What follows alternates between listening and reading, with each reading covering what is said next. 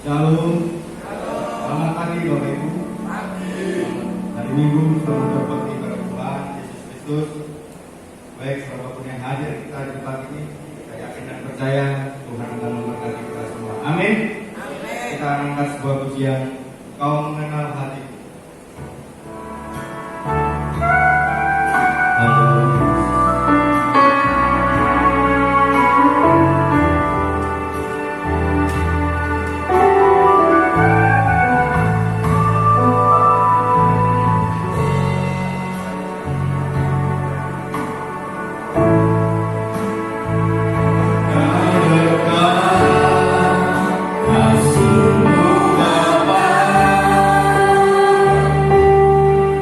Jiwaku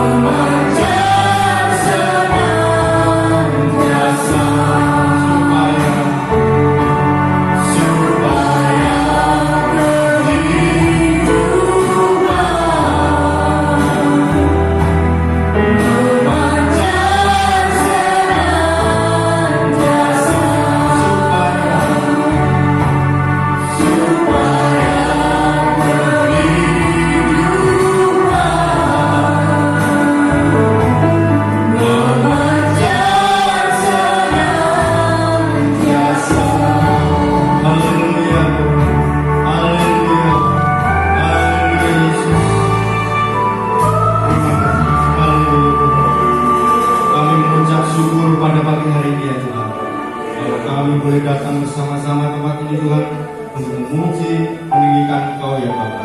Dan juga kami akan menerima sebagian dari firman-Mu ya Tuhan. Terima kasih Tuhan, Engkau berkati setiap pikiran kami dari awal, pertengahan, hingga akhirnya nanti ya Tuhan.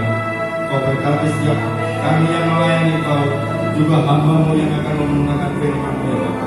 Terima kasih Tuhan, kami akan mulaikan ibadah kami pada pagi hari ini. Hanya dalam nama Tuhan Yesus Kristus. Haleluya. Amin. Silakan duduk Bapak Ibu.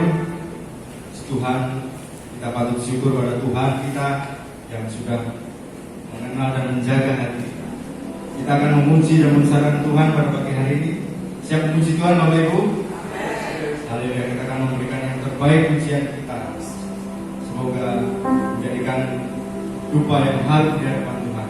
Baik, kita akan angkat sebuah pujian. Dialah segalanya, dialah bagiku. Amin. Amin.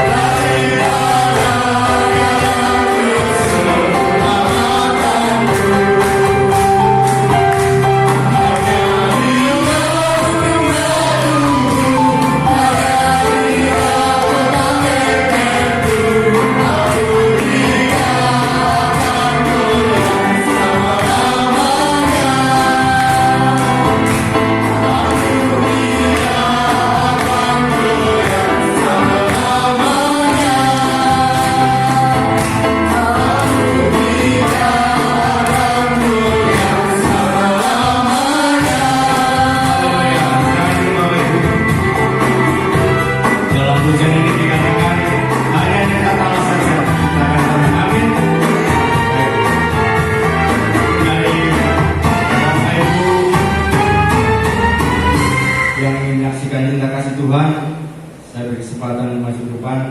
Sambil menunggu, kita akan angkat sebuah pujian Sanya Alkitab.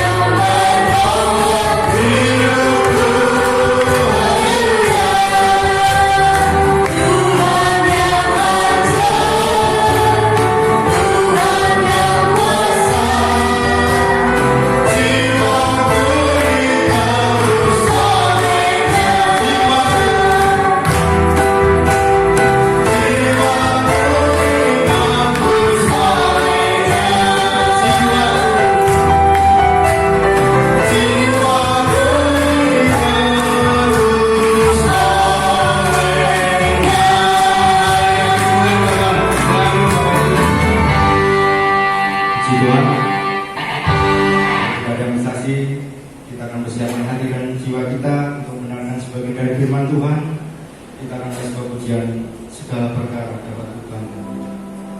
Yesus.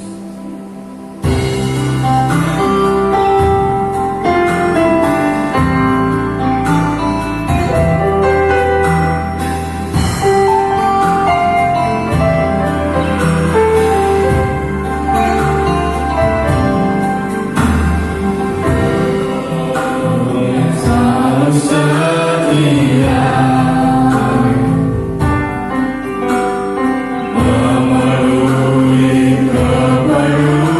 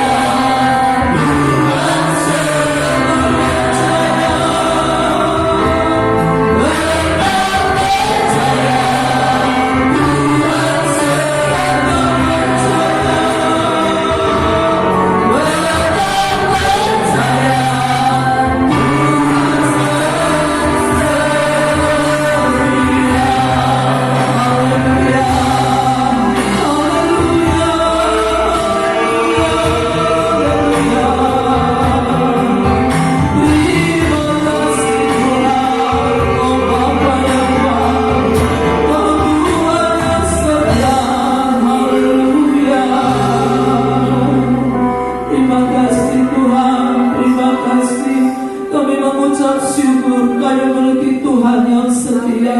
Tuhan yang memanggil kami adalah Tuhan yang setia. Dalam segala keadaan, segala perkara, Tuhan tetap setia akan janjinya yang selalu menopang kehidupan kami. Terimalah pujian penyembahan kami pada pagi hari ini. Ucapan syukur kami Tuhan, terimalah menjadi persembahan yang menyenangkan hatimu. Dan sebentar kami mendengarkan firman-Mu, mari Roh Kudus tolong kami, urapi kami pada pagi hari ini. Kami percaya hadirat-Mu, turun kuasa Roh-Mu melawat kami pagi ini Tuhan. Terima kasih Bapa, urapi hamba-Mu sampai ke kehendak-Mu. Sucikan, kuduskan kami semua pada pagi ini untuk diisi dengan firman-Mu. Kuasa kegelapan, roh iblis yang berusaha mencuri firman-Mu dari kami, kami patahkan di dalam nama Tuhan Yesus Kristus. Haleluya. Ruangan ini, hati dan pikiran kami dipenuhi dengan kuasa Roh-Mu. Terima kasih Bapa, kami siap dengar firman-Mu di dalam nama Tuhan Yesus Kristus. Haleluya. Amin. Puji Tuhan, silakan duduk Bapak Ibu. Selamat pagi semuanya. Tuhan yang bersyukur kepada Tuhan Yesus. Kalau hari ini kita kembali bisa datang beribadah kepada Tuhan, ini semua bukan kuat dan gagah kita ya. Kalau sampai hari ini Tuhan berikan kekuatan, kesehatan, itu adalah karena kemurahan Tuhan. Puji nama Tuhan. Bapak Ibu saya kasih dalam nama Tuhan Yesus Kristus. Pagi hari ini kita akan kembali melihat kebenaran firman Tuhan dalam Mazmur pasal 51.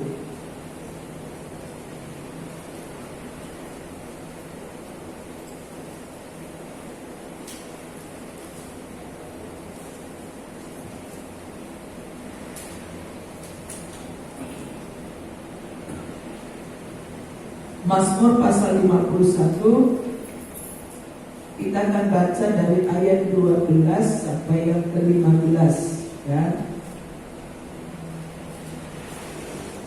Saudara sudah ketemu? Mazmur pasal 51 ayat 11 sampai yang ke-15.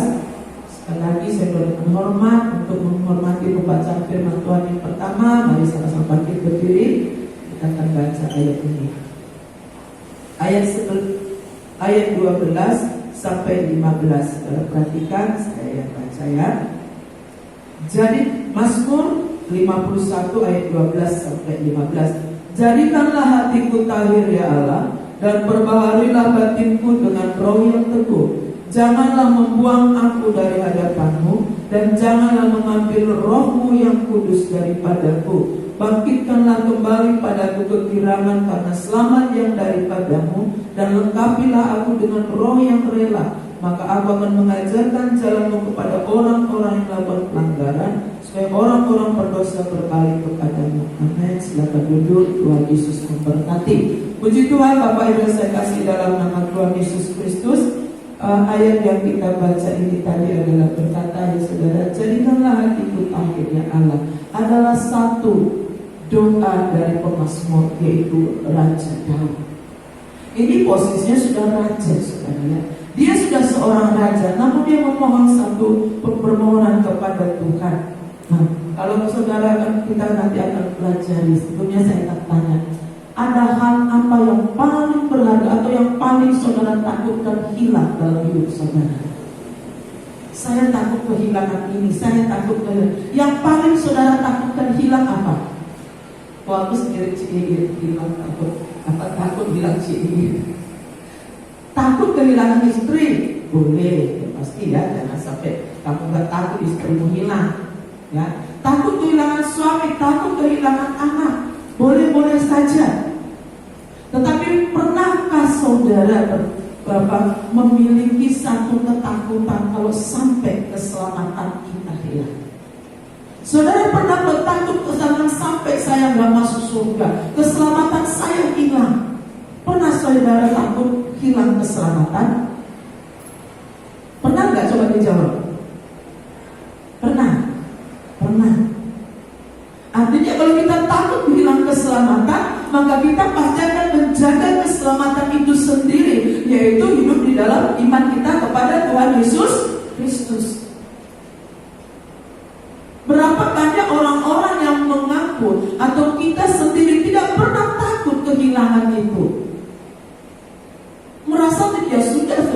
sudah percaya Yesus, masuk surga, sudah selesai. Tapi tidak pernah timbul dalam hati dan pikiran kita, bisa gak kira-kira ini aku masih tetap mempertahankan imanku sampai Tuhan Yesus datang kedua kali. Apakah datang secara pribadi, ya? Datang secara pribadi. Saudara mengerti apa maksud saya datang secara pribadi, ya? Kita dipanggil Tuhan pada hari-hari ini. Ataukah kalau Tuhan izinkan kita masih hidup sampai Tuhan Yesus datang kedua kali, masihkah ada iman? Masihkah terjaga iman kita kepada Yesus Kristus? Nah, hal yang kita akan lihat pada pagi hari ini, saudaraku, mari kita kembali perhatikan. Yang saya coba perhatikan ayat 12-13 dulu. Jadikanlah hatiku tahir ya Allah, dan perbaharuilah batinku dengan roh yang teguh. Janganlah membuang aku dari hadapanmu, dan janganlah mengambil rohmu yang kudus daripadaku. Saya garis bawahi yang terakhir, janganlah mengambil rohmu yang kudus daripadaku. Di terjemahan lain dikatakan, jangan ambil roh kudusmu dariku. Ayat ini atau pasal ini tertulis, saudara. Saya akan baca sedikit, kita akan lihat sedikit mengapa ayat ini, pasal ini tertulis. Saudara, kita baca dulu, buka dulu ya, 2 Samuel. Saudara jangan tutup ayat ini. 2 Samuel pasal 11.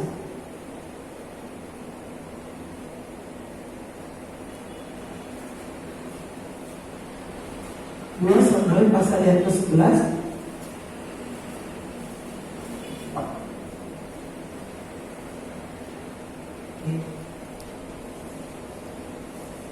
Saya akan baca sedikit saja ya. 2 Samuel pasal 11 ayat 2. Ketika ya, sekali peristiwa pada waktu petang, ketika Daud bangun dari tempat pembalingannya, lalu berjalan-jalan di atas soto istana, tampak kepadanya dari atas soto itu seorang perempuan sedang mandi. Perempuan itu sangat elok rupanya. Kita baca di sini saja. Saudara bisa selesaikan pembacaan pasal ini nanti di rumah. Ini adalah penyebab kenapa pasal 51 Mazmur tadi ditulis. Satu kali dikatakan, satu kali peristiwa pada waktu petang, saudara ya. Seharusnya pada masa itu Daud dengan prajurit, kalau kita lihat sedikit ke atas, pada pergantian tahun, pada waktu raja-raja biasanya maju berperang.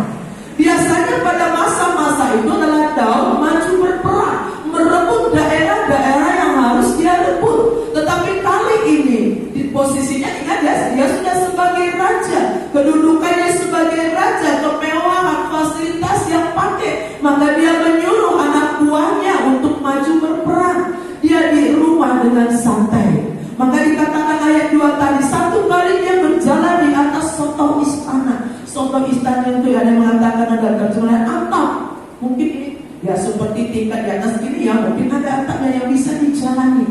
Dan ketika dia berjalan-jalan, dia melihat seorang perempuan mandi. Wah, entah di kali atau di mana, saya juga kurang tahu ya.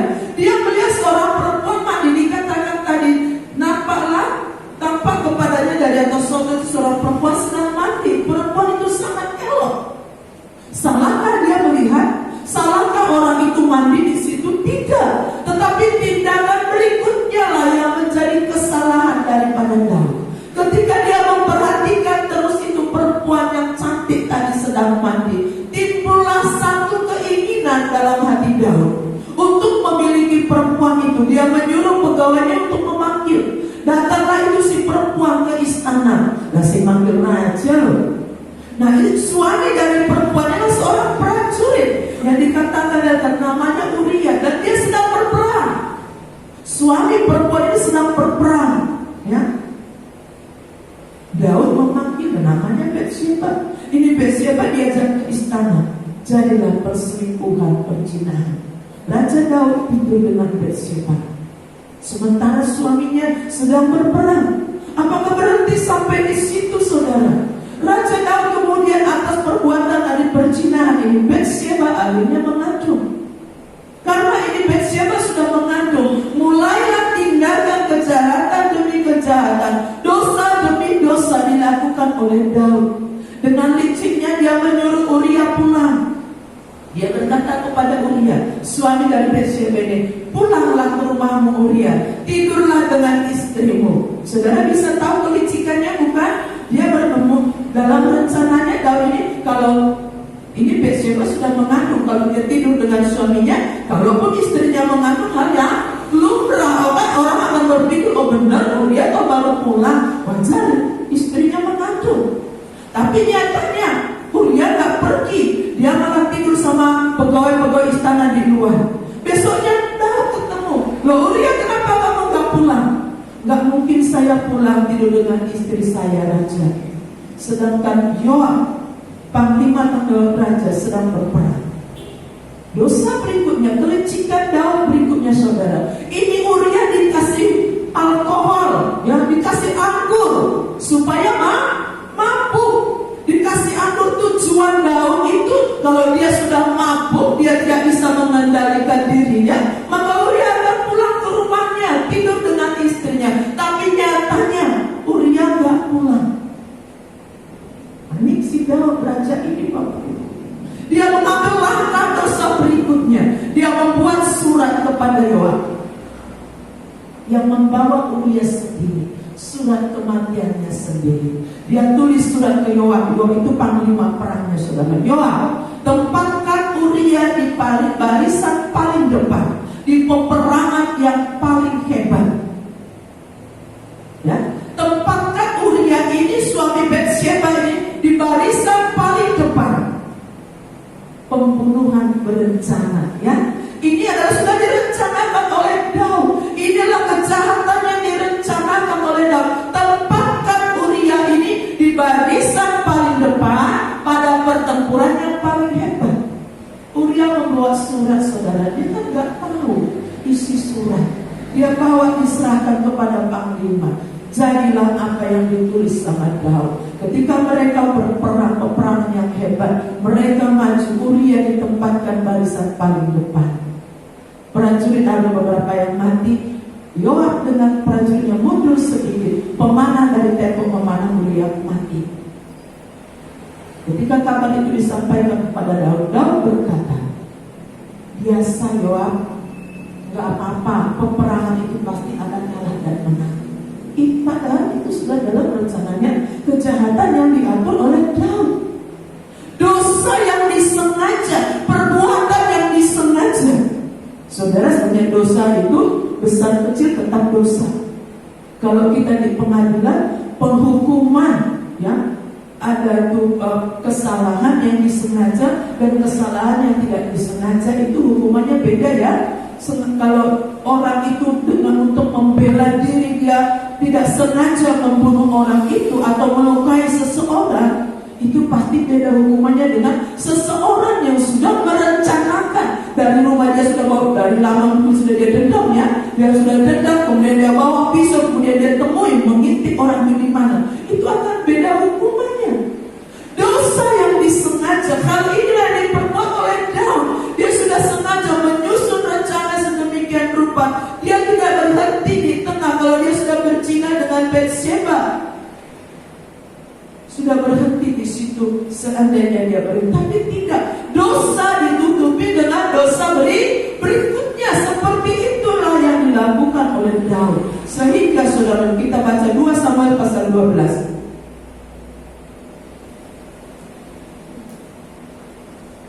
Ya, 2 Samuel pasal 12 ayat 9. Atas kejadian itu, puji Tuhan, Tuhan itu begitu baik. 2 Samuel pasal 12 ayat 9. Mengapa engkau menghina Tuhan dan melakukan apa yang jahat di matanya? Uria orang Het itu kau biarkan ditewaskan dengan pedang. Istrinya kau ambil menjadi istrimu, dan dia sendiri telah kau biarkan dibunuh oleh pedang Bani Ammon. Nah saudaraku, kemudian datanglah. Tidak ada yang tahu akan rencana Daud. Tidak ada tahu kejahatan yang diperbuat oleh Daud. Apalagi posisinya seorang raja. Tapi ingat, ada Tuhan yang Maha Tahu. Tuhan mengutus seorang hamba Tuhan yang bernama Natan. Natan menegur Daud. Daud, apa yang sudah engkau perbuat? Kalau engkau ini siapa awalnya? Engkau hanyalah gembala domba.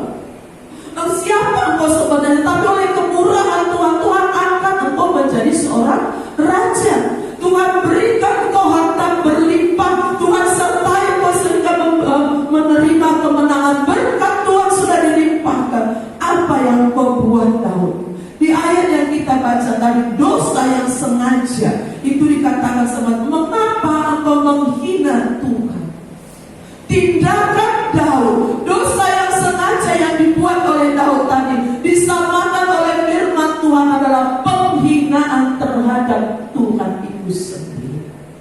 Jadi mari kita perhatikan Bapak Ibu, kalau kita sengaja berbuat dosa, di ayat di terjemahan lain dikatakan mengapa engkau menghina firman Tuhan? Mengapa engkau menghina Tuhan, menghina firman Tuhan? Perbuatan dosa yang kita lakukan sama seperti Daud yang sengaja kita lakukan. Artinya saudara, apa saudara? Adalah penghinaan terhadap nama Tuhan. Perbaut di terjemahan bahasa Inggris dikatakan menghina firman Tuhan. Di dalam terjemahan Ibrani kalau memakai kata bahasa artinya memandang rendah, anggap enteng, tidak penting, menyepelekan. Jadi kalau perbuatan dosa disengaja, saudara, disengaja, saya garis bawahi disengaja ya. Kita sudah melakukan sebuah perbuatan dosa, kita sudah ditegur hati nurani kita, atau ditegur oleh firman Tuhan, ditegur oleh seorang hamba Tuhan, namun kita teruskan, malah seperti Daud, dosa yang satu ditutup dengan dosa yang lain. Itu sama saja dengan menghina Tuhan pencipta kita. Dikatakan tadi menganggap rendah, menyepelekan Tuhan itu apa suara Tuhan? Kita menganggap enteng itu suara Tuhan. Kita menganggap enteng itu firman Tuhan. Mengabaikan, menyepel, menganggap rendah. Oh, gak penting itu firman Tuhan. Gak penting nasihat. Nah, hal itulah yang mendasari pasal 45 tadi. 51 Mazmur tadi. Ketika Nathan menegur Daud, Daud, apa yang engkau lakukan? Kalau saja itu kekayaanmu, kalau saja istrimu, kalau saja harta yang kau miliki kurang, Tuhan akan menambahkan Daud. Puji Tuhan, respon Daud baik saudara. Dia mengaku dosanya kepada Tuhan. Dosa-dosa yang dia sadari. Mari kita kembali ke Mazmur tadi ya. Dia mengakui dosanya. Kita ke ayat 3. Kasihanilah aku ya Allah, menurut kasih setiamu. Hapuskanlah pelanggaranku, menurut rahmatmu yang besar. Bersihkanlah aku seluruhnya dari kesalahanku, dan tahirkanlah aku dari dosaku. Sebab aku sendiri sadar akan pelanggaranku, aku senantiasa bergumul dengan dosaku dan seterusnya. Daud, respon Daud terhadap teguran firman Tuhan itu, dia mengaku dosanya. Ini hal yang baik Bapak Ibu, hal yang sangat baik. Ketika dia ditegur, ketika firman disampaikan, apa yang kamu lakukan Daud? Kamu sudah menghina Tuhan, kamu sudah meremehkan akan firman Tuhan. Maka Daud berkata, aku sadar Tuhan, aku dosa, aku salah. Aku salah Tuhan. Namun jarang sekali kita memiliki respon seperti Daud ini ya. Ketika kita mendapat teguran dari firman Tuhan, kita jarang berkata, ampuni saya Tuhan, saya salah. Saya baca firman Tuhan, saya sendiri kena tegur supaya dengan firman Tuhan. Jangan pikir dia itu gak kena tegur. Justru saya sering kena tegur dengan firman yang saya baca sendiri, firman yang saya sampaikan sendiri, firman yang saya dengar sendiri. Saudara baca renungan pagi-pagi, betapa renungan itu sering menegur kita, bukan? Kalau kita mau merenungkannya, membacanya. Dan ketika itu kita baca, apa respon kita? Kalau Daud berkata, aku sadar Tuhan, ampuni saya, ampuni pelanggaran saya. Dan kemudian dia berkata ayat yang kita baca tadi saudara, jangan membuang aku dari hadapanmu, dan janganlah mengambil rohmu yang kudus. Bisakah roh kudus yang Tuhan sudah berikan kepada kita itu diambil kembali sama Tuhan? Bisa gak? Daud mengatakan satu ketakutan yang dia katakan, Tuhan jangan ambil anakku, jangan ambil istriku, gitu enggak. Tapi Daud berkata saudara, ketika dia menghadapi persoalan, menghadapi dosa yang dia hadapi, satu hal yang dia katakan, Tuhan kudusmu dariku. Luar biasa.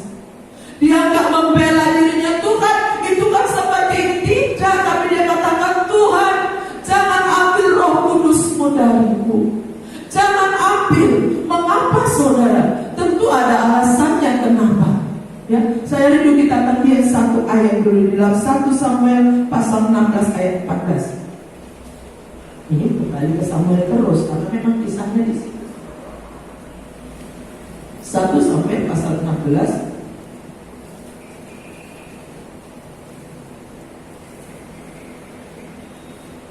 1 Samuel pasal 16 ayat 14. 1 Samuel 16 ayat 14. Tetapi roh Tuhan telah mundur daripada Saul, dan sekarang ia diganggu oleh roh jahat yang daripada Tuhan. Jangan salah paham dengan ayat ini. Terjemahan lain dikatakan adalah, tetapi roh Tuhan telah mundur daripada Saul. Kemudian Tuhan membiarkan Saul diganggu oleh roh jahat sehingga ia hidup dalam tertekan dan ketakutan.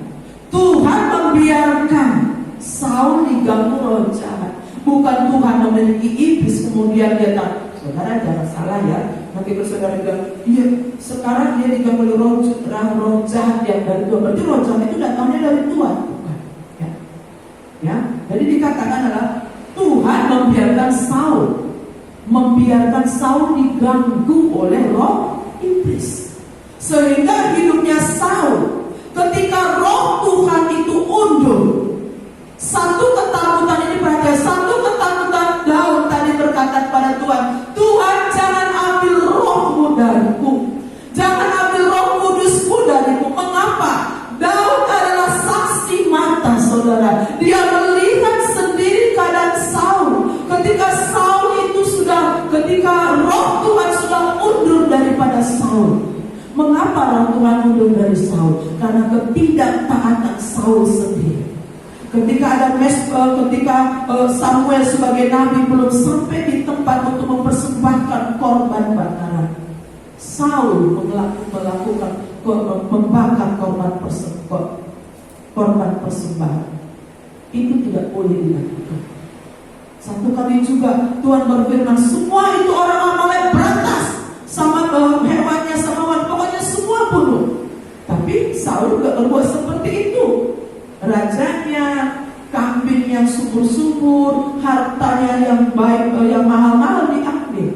Ketidaktaatan dosa yang membuat roh Tuhan undur daripada Saul.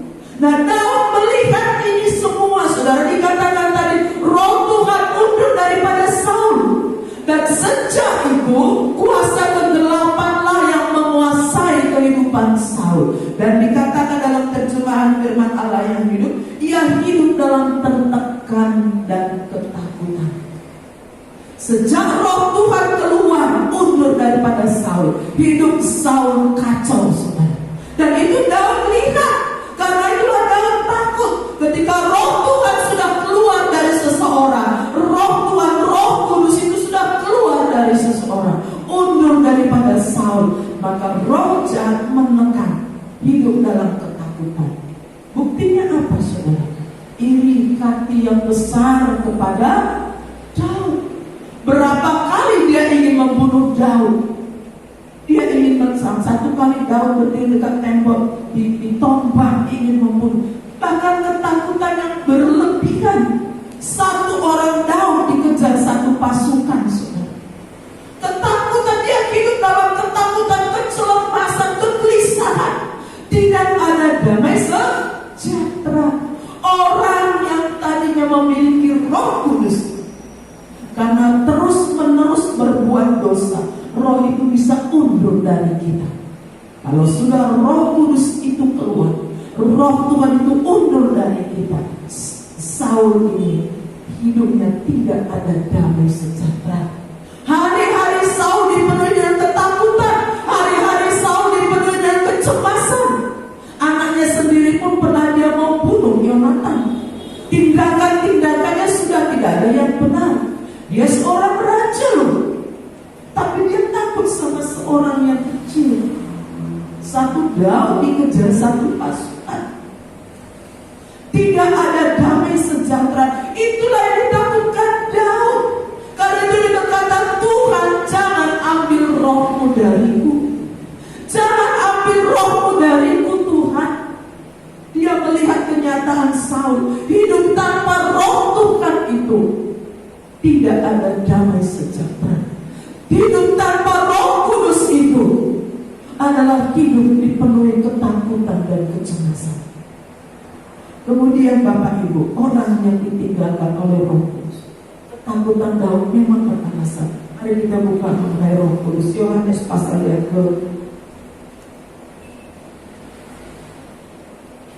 ke-16. Yohanes pasal 16 ayat yang ke-8. Yohanes pasal 16 ayat ke-8. Dan kalau ia datang, ia adalah Roh Kudus, saudara ya.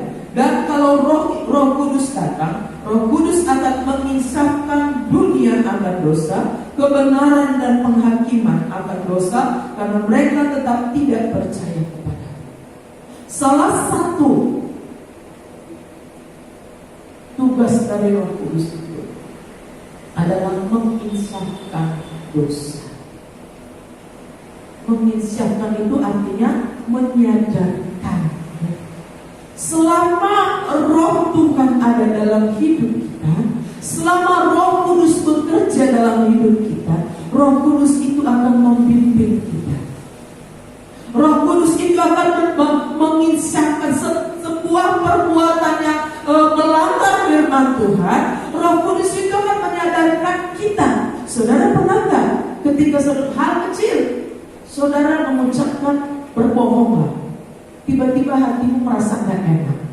Pernah mengalami? Anak melihat, pernah kan?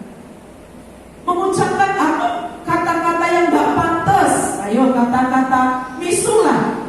Kita kan sudah belajar kata-kata kotor nggak pantas untuk diucapkan. Nah, ketika engkau misuh, pernah nggak hatimu tertuju? Ya ampun, aku ngomong-ngomong. Itu ketika Roh Kudus, ketika kita melakukan sebuah perbuatan dosa, maka roh yang ada dalam diri kita itu akan menginsafkan. Nah, itulah yang ditakutkan Daud.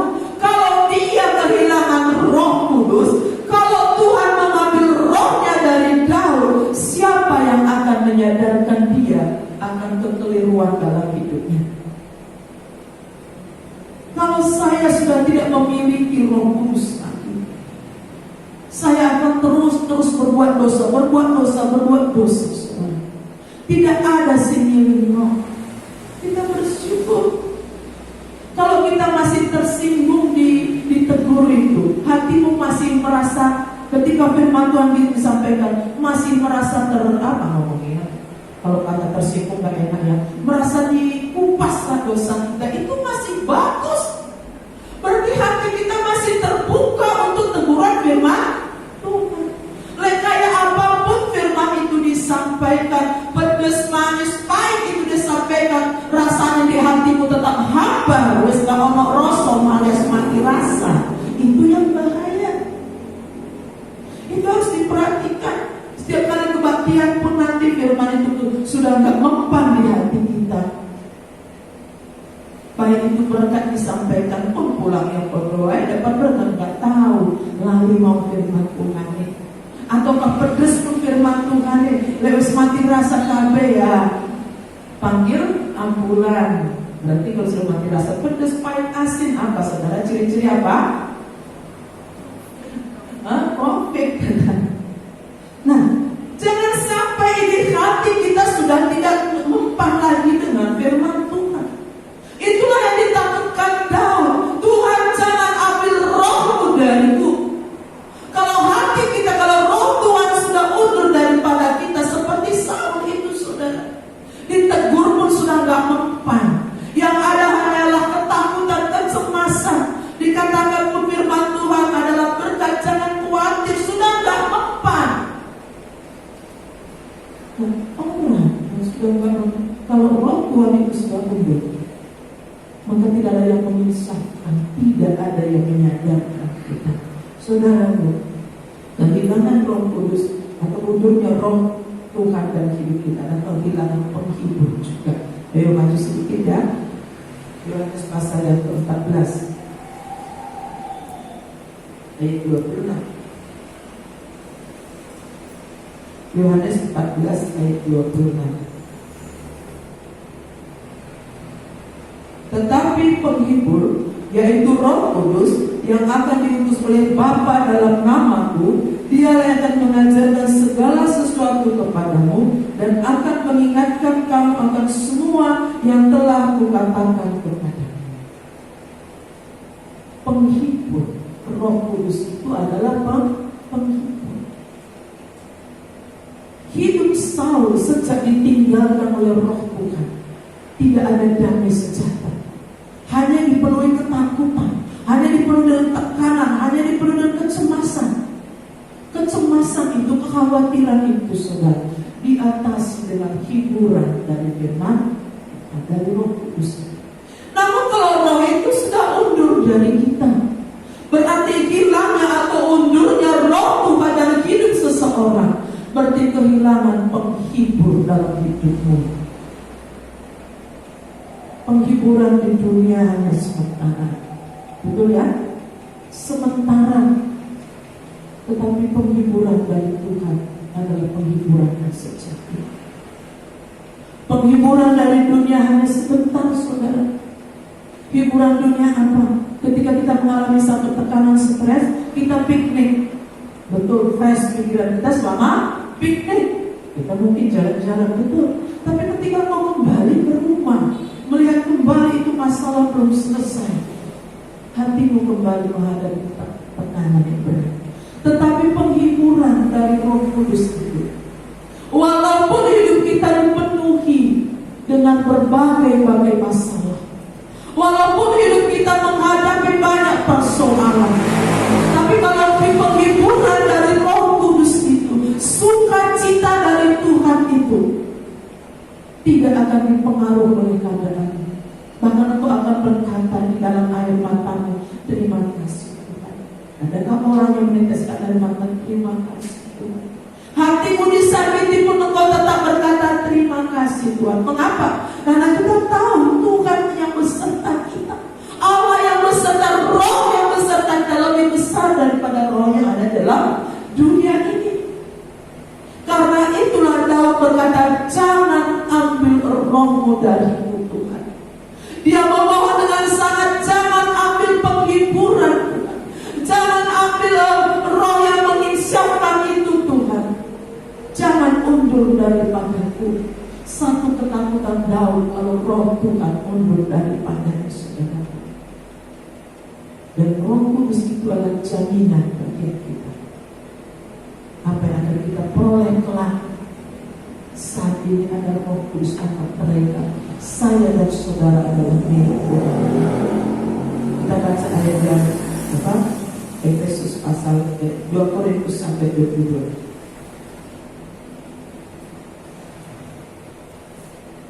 2 Korintus sampai 22. Kalau siapa lagu bimbinglah aku ya Tuhan. 2 Korintus 1 ayat 22.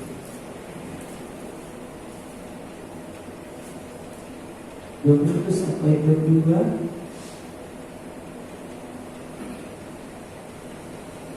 Saya bacakan ayat 21. Sebab Dia yang telah meneguhkan kami bersama-sama dengan kamu dalam Kristus adalah Allah yang telah mengurapi, memeteraikan tanda miliknya atas kita, dan yang memberikan Roh Kudus dalam hati kita sebagai jaminan dari semua yang telah disediakan untuk kita.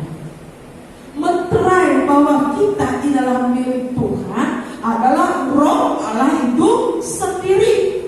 Roh Kudus dalam meterai bahwa kita adalah milik Tuhan. Berarti kalau orang meterainya, kita ini anak siapa? Kita ini miliknya siapa? Lo gak ketok tante meterainya taruh di mana? Meterai berapa? 6.000 kan? Firman Tuhan berkata di dalam ayat memeteraikan tanda miliknya atas kita dan yang memberikan Roh Kudus. Roh Kudus adalah meterai. Nah kalau meterai itu diambil, meterai itu gak ada dalam hidup kita kita, Roh Kudus juga ada dalam hidup kita, kita bukan miliknya Allah. Karena Roh Kudus dalam menterai. Bagaimana kelihatan menterai itu, saudara? Gak mungkin ditempel sendiri, cak. Roh Kudus cak, gak mungkin, saudara. Jadi apa namanya? Batuk. Bukan seperti itu.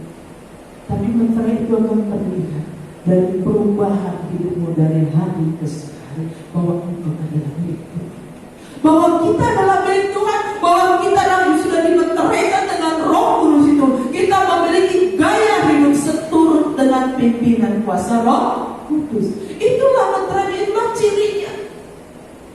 Jadi kalau kita setiap hari bergelut dengan perbuatan dosa, ya, sengaja apalagi sudah dikasih tahu oleh firman Tuhan, sudah ditegur secara pribadi, namun kita memeraskan, membuat hati kita setiap dosa ditutup dengan dosa, itu dengan kami bisa saja nggak tahu, tapi takutlah kepada Tuhan. Jangan sampai Tuhan mengambil rohnya.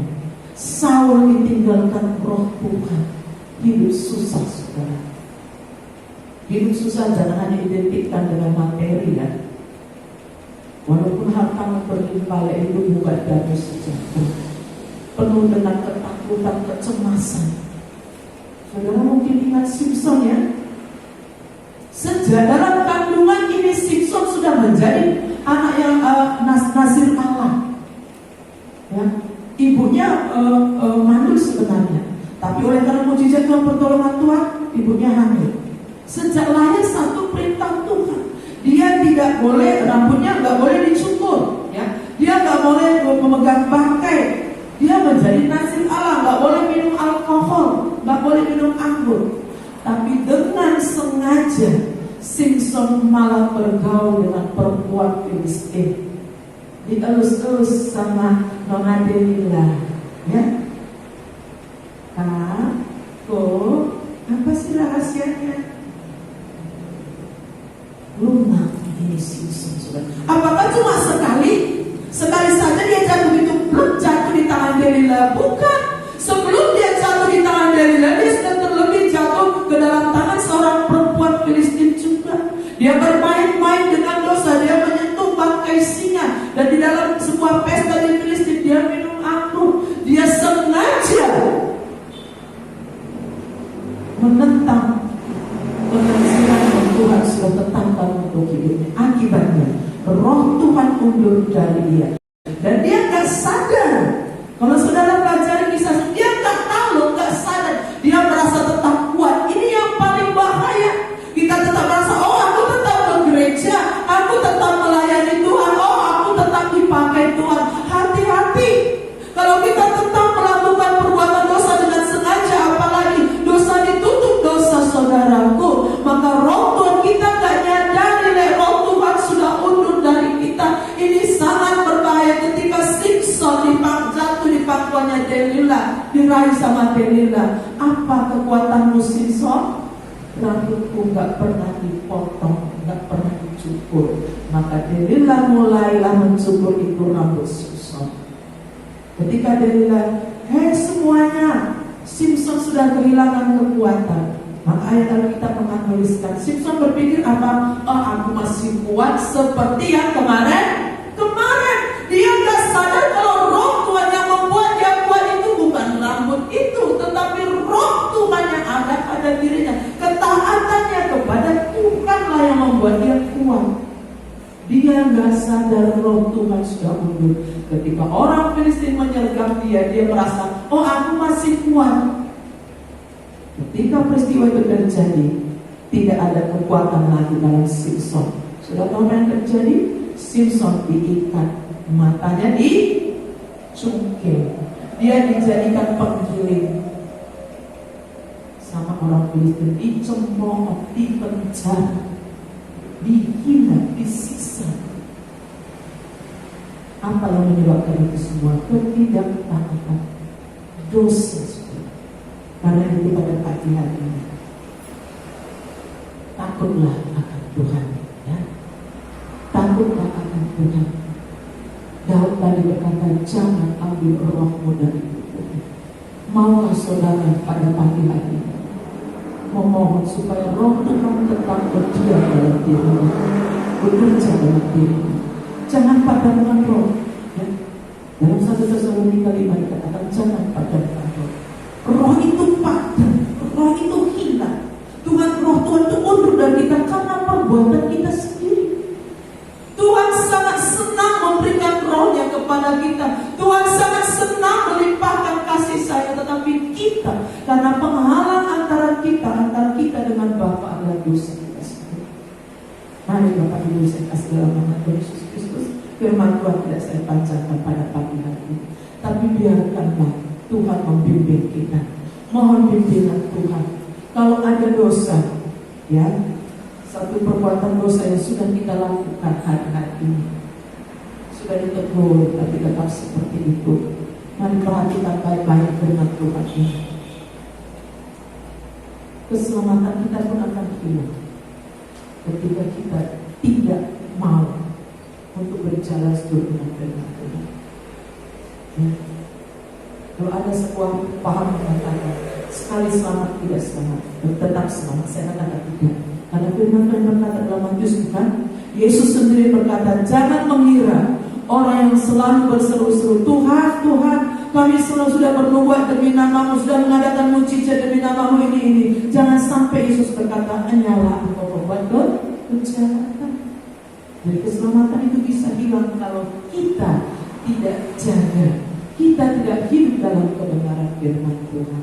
Oleh sebab itu, biar pagi hari ini katakan kepada Tuhan, pimpin aku ya Tuhan, tuntun aku ya Tuhan. Karena tanpa Yesus kita tidak bisa berbuat apa-apa. Bimbinglah aku ya Tuhan.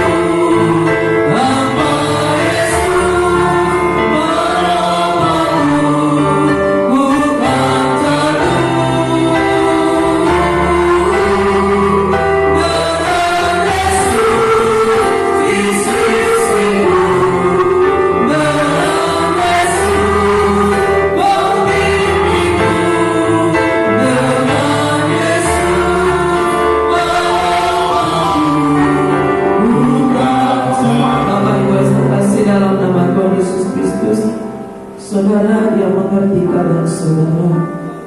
Tapi jangan keraskan hatimu bila firman Tuhan menegur. Kalau memang ada dosa, mari pada pagi hari ini kita mohon ampun kepada Tuhan.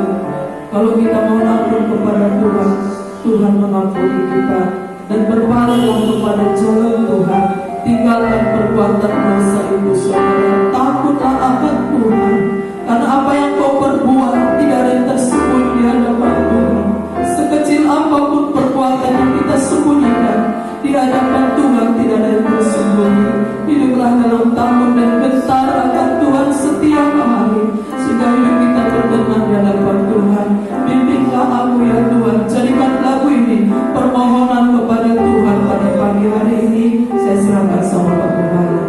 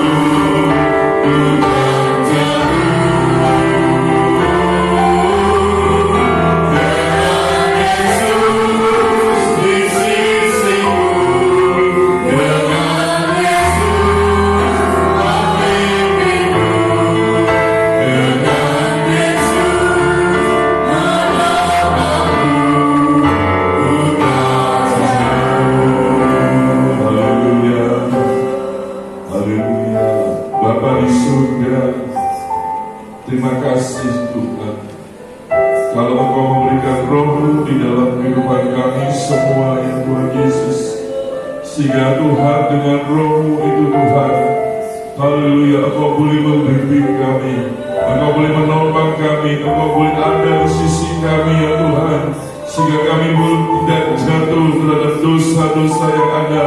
Tapi Tuhan, haleluya, haleluya, Tuhan ampuni Tuhan kesalahan-kesalahan kami. Jangan sampai Engkau mengambil haleluya Roh-Mu itu ya Tuhan. Jangan sampai Engkau haleluya mengambil Roh-Mu Tuhan, dan kami boleh pada kalau Roh-Mu tidak ada dalam hidup kami, kami akan masuk senantiasa masuk di dalam dosa itu ya Tuhan. Bapa, sebab itu Tuhan, ampuni kesalahan-kesalahan kami, ampuni dosa-dosa kami ya Tuhan. Seperti Mazmur Daud kata Tuhan, jadikanlah aku tahir di hadapan-Mu Tuhan. Kuduskan kami kembali ya Tuhan, sucikan Tuhan, haleluya, sehingga Roh-Mu boleh ada di dalam kehidupan kami semua ya Tuhan Yesus. Terima kasih Tuhan Yesus, terima kasih Tuhan, terima kasih Tuhan, terima kasih Tuhan. Kami akhiri ibadah kami pada pagi hari ini ya Tuhan. Dan turunlah berkat yang daripada Allah Bapa, Putra dan Roh Kudus, yaitu berkat di dalam nama Tuhan Yesus Kristus. Tuhan Yesus memberkati engkau, melindungi dan menyertai engkau, menyinari engkau dengan wajah-Nya, memberikan kasih karunia-Nya, haleluya, menghadapkan wajah-Nya terhadap engkau sekalian, dan memberikan damai sejahtera bagi engkau. Berkat ini boleh kami terima di dalam nama Tuhan Yesus Kristus, yang jadi Allah dan Juru Selamat kami. Haleluya.